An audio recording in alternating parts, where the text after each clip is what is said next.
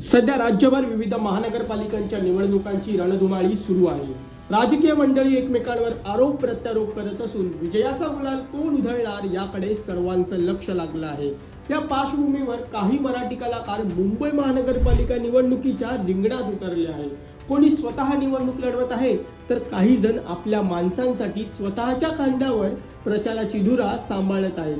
त्यामुळे चला राज्यातील महानगरपालिका निवडणुकीच्या रणधुमाळीत उतरलेल्या काही कलाकारांबद्दल जाणून घेऊयात। आजवर अनेक मराठी कलाकारांनी विविध निवडणुकींच्या रिंगणात उडी घेत आपले नशीब आजमावून पाहिलं आहे। या यादीमध्ये मराठी मनोरंजन विश्वातील प्रसिद्ध अभिनेत्री निशा परुळेकर बंगेरा हिचाही आता समावेश झाला आहे। मुंबई महानगरपालिकेच्या सार्वत्रिक निवडणुकीसाठी भारतीय जनता पक्षाने निशा परुळेकर हिला मागाठाणे विधानसभेतील प्रभाग क्रमांक 25 मधून उमेदवारी दिली आहे। निशा भाजप सांस्कृतिक प्रकोष्ठाची सहसंयोजक म्हणूनही कार्यरत आहे। निशा परुळेकर हिने विविध नाटक, मालिका आणि चित्रपटांमध्येही काम केले आहे। तिनं सही रे सही या नाटकात प्रसिद्ध अभिनेते भरत जाधव यांच्यासोबत काम केलं। तसेच काळूबाई पावली नवसाला, अशी होती संत सकू, सासूच्या घरात जावयाची वरात, पोलीस लाईन, हरिओम विठ्ठला, तीन बायका फजिती ऐका अशा विविध चित्रपटांमध्ये निशा झळकली। तर तिनं सुख म्हणजे नक्की काय असतं या मालिकेतही काम केलं आहे। तसेच दख्खनचा राजा ज्योतिबा या मालिकेत निशाने साकारलेली महालक्ष्मी अंबाबाईची भूमिका प्रेक्षकांच्या विशेष पसंतीस उतरली।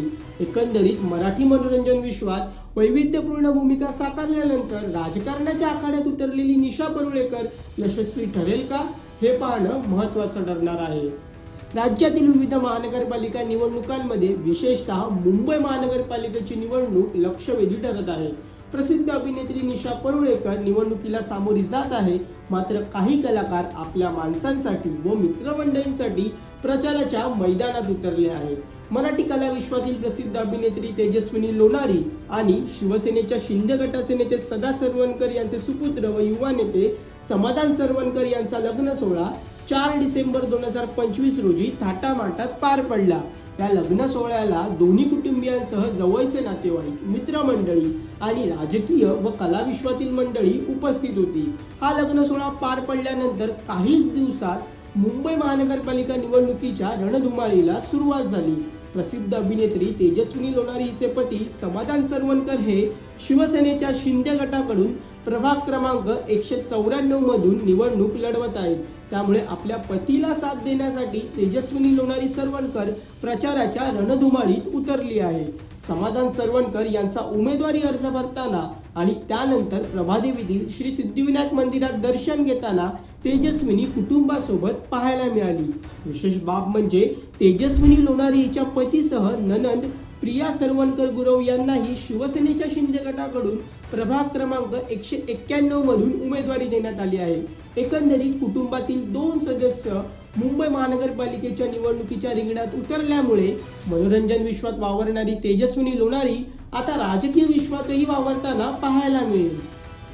मराठी मनोरंजन विश्वातील प्रसिद्ध अभिनेता अक्षय वाघमारे याची पत्नी योगिता अरुण गवळी वाघमारे हिनं देखील मुंबई महानगरपालिकेच्या निवडणुकीत उडी घेतली आहे।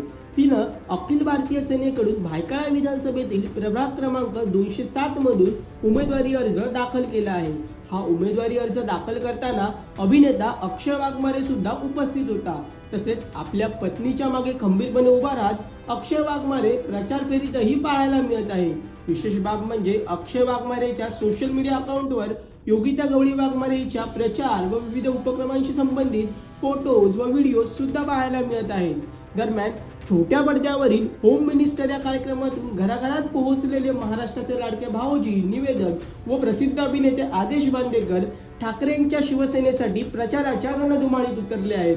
आदेश बांदेकर शिवसेना उद्धव बाळासाहेब ठाकरे पक्षाचे सचिव आणि चित्रपट सेनेचे अध्यक्ष म्हणून कार्यरत आहेत। तसेच अनेकदा आदेश बांदेकर शिवसेनेच्या कार्यक्रमांचे सूत्रसंचालन करताना आणि आंदोलन व प्रचार सभांना हजेरी लावताना पाहायला मिळतात। तर विविध मालिका व चित्रपटांमधून घराघरात पोहोचलेला प्रसिद्ध अभिनेता सुशांत शेलार हा शिंदेच्या शिवसेनेचा सचिव आणि शिवचित्रपट सेनेचा अध्यक्ष म्हणून काम पाहत आहे। मुंबई महानगरपालिका निवडणुकीच्या निमित्ताने सुशांत शेलार यानेही कंबर कसली असून पक्षाच्या विविध बैठकांसह प्रचाराच्या रणधुमाळीत पाहायला मिळत आहे। तसेच प्रसिद्ध अभिनेत्री प्रिया बेर्डे भारतीय जनता पक्ष आणि अभिनेत्री अश्विनी वाहनगडे राष्ट्रवादी काँग्रेस पक्षात कार्यरत आहेत. तसेच अभिनेते डॉक्टर अमोल कोल्हे राष्ट्रवादी काँग्रेस पक्ष शरदचंद्र पवार पक्षाचे शिरूर लोकसभा मतदारसंघाचे खासदार म्हणून काम पाहत आहेत. मात्र अद्याप तिघही प्रचाराच्या रणधुमाळीत उतरलेले पाहायला मिळाले नाही आहेत.